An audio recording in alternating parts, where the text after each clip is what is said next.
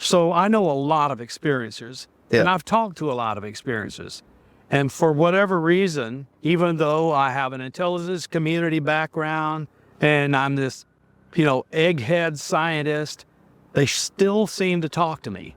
Yeah. And they have for a while. So the following seems to be their story. Not my story, but their story. They're doing breeding experiments for reasons we don't know. Maybe the government in secrecy knows, but the people who are being used for these experiments don't know why it's being done. But it's interesting. Some are coming because they're constantly telling the innocent and the young and the powerless to go out and tell everybody we're not treating our planet well. So some are coming because this place is magical. The ecology and the totally perfect conditions for life, they can't be like this everywhere. I believe life is in a lot of places. I don't believe there are many places that are so suited to life as this planet is. And we need to take care of it. And I think a bunch of them that care about all of this are here sampling our life forms, interacting, trying to figure out how it all worked, how it was all put together. And they have the time and capacity and resources to study the problem for a long time. Because I think they've been here for a long time. Have you met an experiencer that has gotten an implant? Oh, Lord, yes. And so you've seen the implant? My girlfriend has 2 implants. Really? One of them is in her leg right next to her femur, and one of them is in her forehead. So she occasionally gets these headaches. She said, I think this thing is going off. And it's inside her forehead. So I guessed. I made a guess. I said, all right, here's what I'm going to do. I'm going to get an electromagnetic field sensor, and I'm going to put it next to her head and see what happens. And I have a video online of me moving this field meter across her head and watching that implant pulse RF transmissions. Human bodies don't pulse RF transmissions. That's terrifying. And it was coming right out of her forehead. Oh my God. I have a video which I will show you and share with you. Left. Right.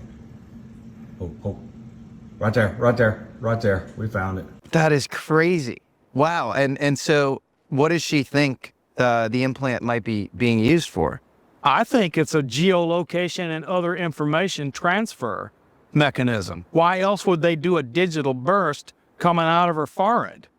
What? So they're saying, look, I didn't believe these. Can I tell you straight up? I didn't believe these stories at all about these implants and them being used tracking until I wrote the patent and formed the company that tells you how they do it. What do you mean? Hawkeye 360 is how the aliens would find these beacons all over the planet. Wait, what? The technology behind Hawkeye 360 is how the aliens could track us across the planet. Wait, explain. So you're saying the sensor tech. So you have a company, Hawkeye 360, that does it does sensory analysis, and satellites in space. Yes, but it finds RF emitters on the ground. So if they have a 1.6 gigahertz emitter in your skull, the satellites flying over your head can locate that thing to a square meter. Unbelievable. So with Hawkeye 360, you could geolocate your girlfriend wherever. Yeah. And so you're saying that presumably aliens have this tech. Well, they're 1,000 years or more ahead of us, so they have the tech. Were you able to glean much from what the meter was saying about the... It was a pulse. Yeah, it was strobing, so it was pulsing. So to me, as a communications engineer, that's what I did for Federated Wireless, is it's a digital communication system. I have not taken the time, I would already say, people are going to go, why haven't you? Because I've been busy. We were taking the time to figure out what the transmission is, how it's digitally modulated, what is the encoding of the data, so I can try to figure out what it is they're transmitting. But if they've done it right, they've got it encrypted, and I'll never break the encryption. That's crazy. What's the most insane, mind-blowing, ontologically shocking thing you've experienced in all of your inquiries into UFOs and aliens? So I've put up a bunch of sensors around my house, especially after I visited. The most ontologically upsetting, transformative event in my life was becoming curious about Chris Bledsoe and going to visit him. Spend days with him. And we had many experiences. Tell me about that, because I just met Chris Bledsoe in D.C. and I definitely felt like there's an interesting energy there for sure. And for the audience, Chris Bledsoe wrote a book called UFO of God. And he was this very interesting guy who he claimed to see the lady, quote unquote, this like divine figure who he speaks to once a year. He gets prophecies from this woman. All of this you could easily write off as total quackery if the lady wasn't in all sorts of, wasn't all throughout NASA and other sort of, interesting agencies when it comes to, her being depicted. And then very high up person at the CIA, Jim Semivan, visiting Chris Bledsoe right after he gets his sort of prophecies and taking a deep interest in him, along with Tim Taylor, who is a NASA mission controller. It seems like there's a way in which the information that Chris Bledsoe is getting is comporting with sensitive information that the government actually has. And so that's why people are so interested in what he's sort of saying. So yeah, I began to see all sorts of stuff that I told you about earlier, photos and other things that said UAP are here. Yeah. So I grew curious. Yeah. And these are photos that you saw just through friends in the kind of classified they would say, have you seen this, Bob? I went, no, I haven't seen it. Wow.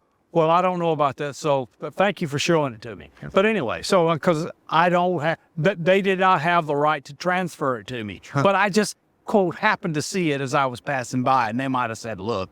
Anyway, so I became curious because it heated up. Something was obviously happening inside the government, and because I knew there were meetings going on, but I was not privy to them. But I saw some drippings.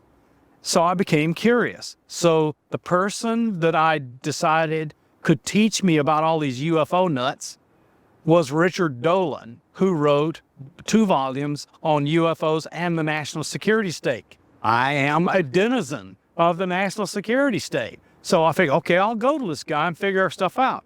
So I built a working relationship with Richard, read his books, and then he interviewed Chris Bledsoe in 4 one-hour segments. And by the end of it, I was done. I had to go visit. I'm in Blacksburg, Virginia. Chris is over in North Carolina. He's 2 hours from me. So I wrote him and said, Chris, I'm a scientist. I also work for the government, doing work and so forth, and I'm very interested in the things that are happening to you. I might even be able to help you with some sensors that help you provide more evidence it's actually occurring. So he was silent for 3 weeks. And then he said, hey, Bob, thank you for your offer. I've decided you can come over. So I went over and I stayed 4 days.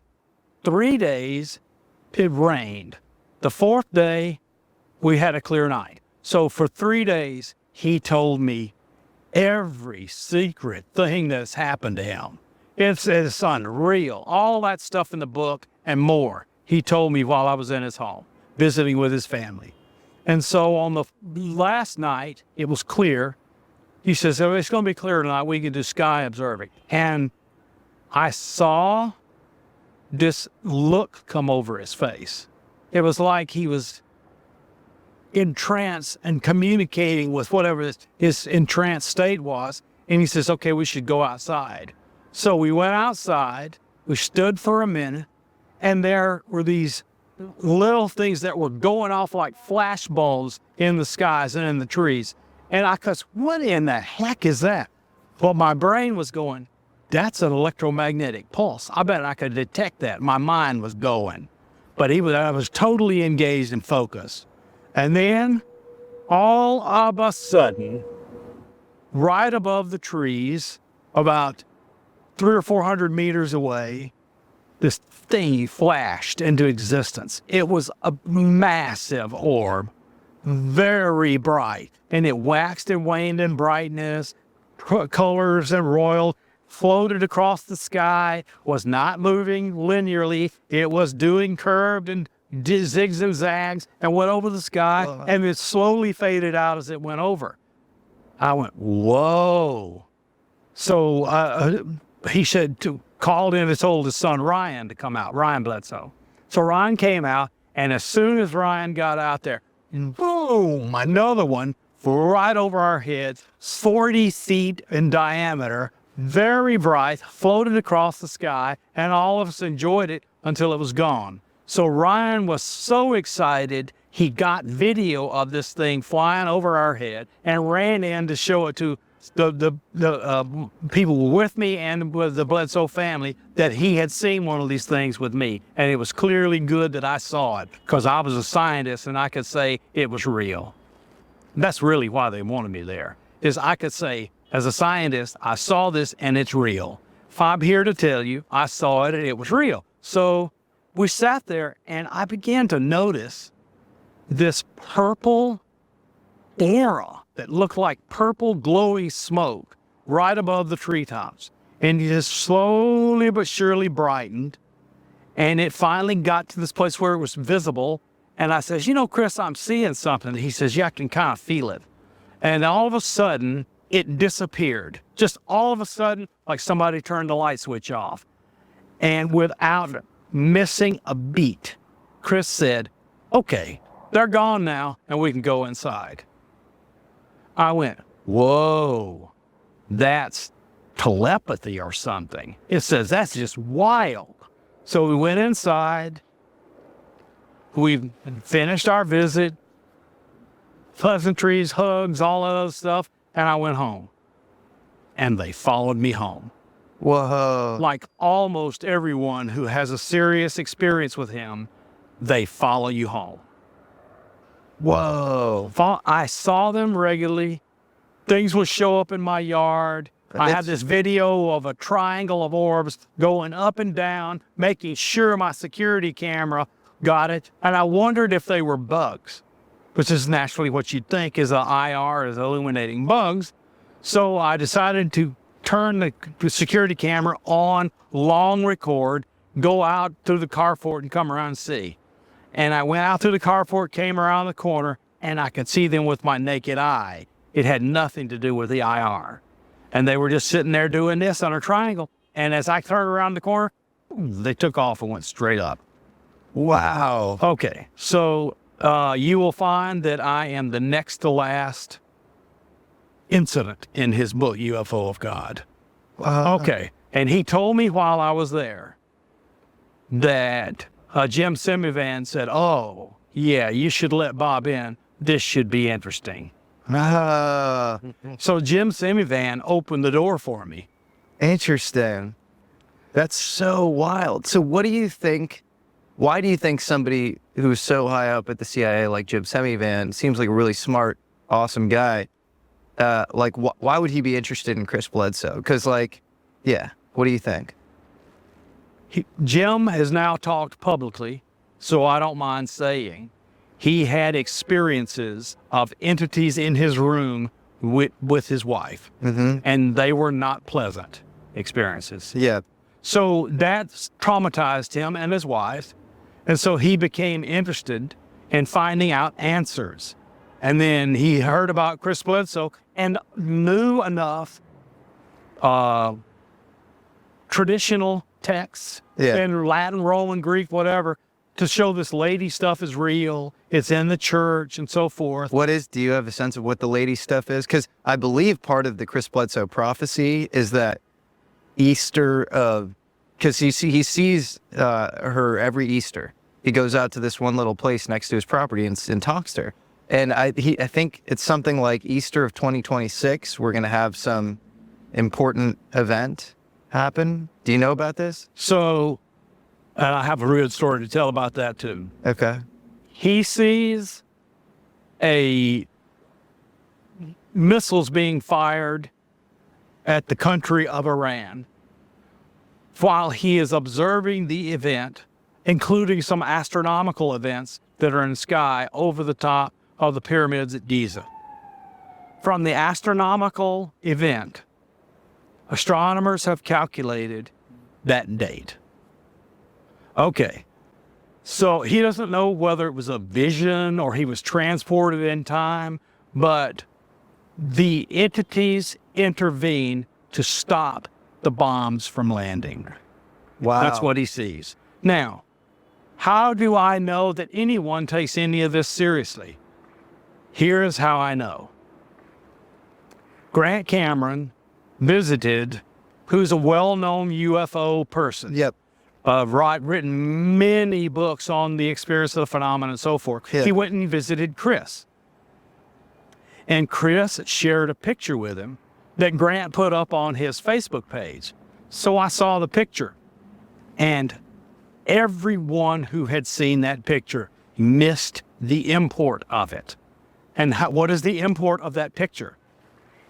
It's a napkin and an envelope with the napkin partially obscuring the address that's on the envelope. I knew the address because it was the address of Chris Bledsoe. I knew the napkin because it was the presidential seal on a napkin from Camp David. There's only one way you can have that napkin, because it's a crime to copy the presidential seal. There's only one person that can get you to Camp David.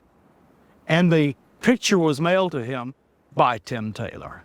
By Tim Taylor. And the only person that story can have been told to in that envelope was Barack Obama. Oh my God. The letter to me is ironclad proof that Chris's story was taken all the way to Barack Obama. Via Tim Taylor. Yes. What? Yeah. So this is crazy. And you're sure that that seal and that... You can't copy it. The Secret Service and others will come and get you. Oh my God. And that Grant and others have not been slapped around for doing it, so the napkin was legit.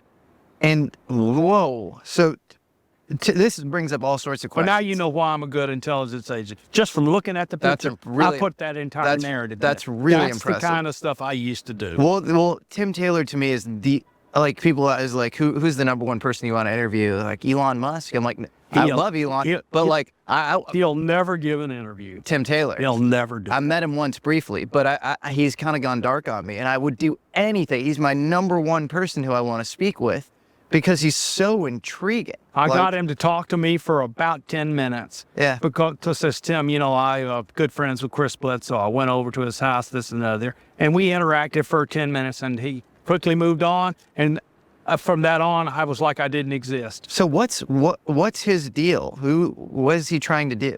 Because just for context for the audience, this is a guy who shows up in Diana Pasulka's life when she's connecting the dots between Catholic concepts of divine interactions with modern ufology, and she shows Diana all sorts of interesting things. They go to the Vatican together. At the Vatican Observatory, they know who Tim Taylor is. And they let him into the Vatican archives without her presence. Without an escort. Without an escort. He's a guy who's, I guess she claims that he flashed all sorts of interesting, three-letter credentials, like all of them, as if he was sort of... And then Ryan Bledsoe, Chris Bledsoe's son, says that Tim Taylor was part of, told them that he was part of a secret time travel group in Nassau in the Bahamas, and Townsend Brown was the president of that time travel group. I would think all of this were to be totally insane, and I'd write it off completely out of hand, but I know that Townsend Brown spent a lot of time in the Bahamas, and he experimented with gravity, but he was secretly extremely interested in time travel because time and gravity are really coupled in general relativity. So who is Tim Taylor, and why does he keep popping up in all these places? Your time axis is not my time axis, because whatever gravitational differences there are between us, you're warped space-time so that your time is not my time. Okay, but what does that have to do with Tim Taylor? It's just so interesting that all this gravitation stuff shows, and Gates is a famous physicist who has shown how general relativity allows for the transmission of information back in time.